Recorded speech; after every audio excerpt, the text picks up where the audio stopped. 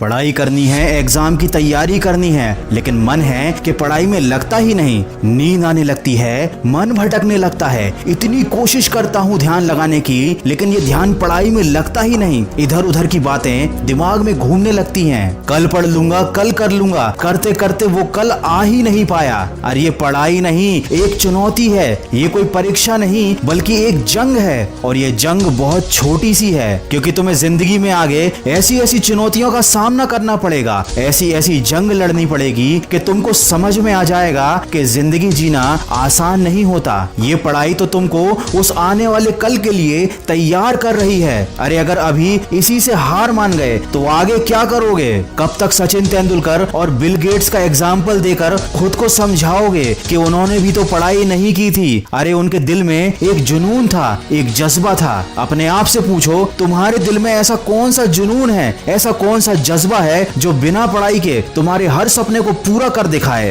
अरे जब तुम्हारी उंगलियों के निशान तक इस दुनिया में किसी और से नहीं मिलते, तो क्यों तुम अपनी तुलना दूसरों से करके हार मान लेते हो? कब तक इन बातों को सोचोगे कि पढ़ाई कुछ नहीं होती, पढ़ाई करने से क्या होता है, पढ़ाई करने से क्या मिल जाता है? अरे अगर पढ़ाई कुछ भी नहीं होती, पढ़ाई की कोई औकात नहीं है, तो ये पढ़ाई तुमसे क्यों नहीं हो रही? तुमको पता है ना, जिंदगी में अगर दूसरों से आगे जाना है, एक बेहतर जिंदगी जीनी है, तो वो काम करने पड़ते हैं जो दूसरों से करते नहीं बनते। सोचो पढ़ाई भी वही काम है जो हर किसी से करते नहीं बनता और तुमसे भी करते नहीं बन रहा। लेकिन अगर तुम कर लोगे तो तुम उन सब लोगों से आगे निकल जाओगे जो हार मान चुके हैं। आज अगर तुम अपने मन के ऊपर एक छोटी सी जीत हासिल कर लोगे तो कल बड़ी बड़ी मुश्किलों का भी हल निकाल पाओगे। सोचो अगर इतनी छोटी सी चीज से ही तुम हार गए तो आगे क्या करोगे? सोचो अगर इस मामूली से काम को करने के लिए तुम खुद को फोकस नहीं कर पा रहे हो तो आगे क्या करोगे? सोचो जब तुम अभी अपने मन को काबू में नहीं कर पा रहे हो तो आगे क्या करोगे? मैं ये नहीं कह रहा कि पढ़ाई से प्यार करो, मैं ये भी नहीं कह रहा कि किताब से प्यार करो, लेकिन कम से कम अपनी जिंदगी से तो प्यार करो। आज लॉकडाउन ने तुम्हारे सामने एक उदाहरण लाकर रख दिया है कि जो लोग आर्थिक रूप से मजबूत थे, उन लोगों के लिए ये लॉकडाउन छुट्टियों की तरह था। उन्हें कोई फर्क नहीं पड़ा, बल्कि उन्होंने तो इस लॉकडाउन में मजे लूटे, क्योंकि शायद उन्होंने काफी पहले मेहनत कर ली थी, पढ़ाई कर ली थी, खुद को इतना काबिल और सक्सेसफुल बना लिया था कि आज की इस बुरी परिस्थिति का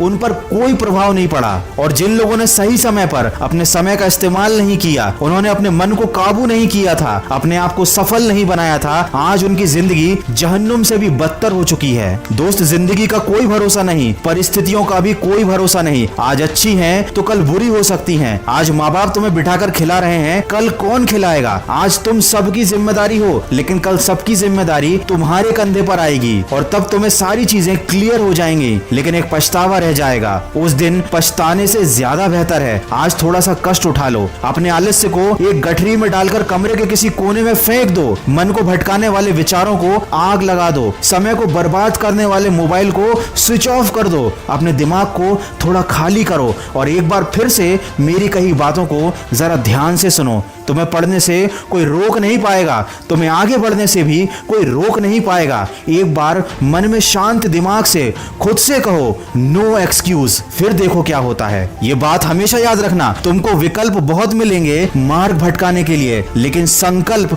सिर्फ एक ही काफी है मंजिल तक जाने के लिए। अगर इंसान में सीखने की और बदलने की चाहत हो तो वो अपनी गलतियों से सीख कर अपनी जिंदगी बदल सकता है। तो जो अभी तक हो गया उसका अफसोस मत करो, आज से और अभी से एक नई शुरुआत करो। और अगर इस वीडियो में कही गई बातों से तुम सहमत हो तो इसको शेयर जरूर करना। मैं मिलूंगा आपसे अगले वीडियो में जो आपके जीवन में सकारात्मक ऊर्जा को भर दे और आपको दिखाए एक सही दिशा। सुनते रहिए मन की आवाज।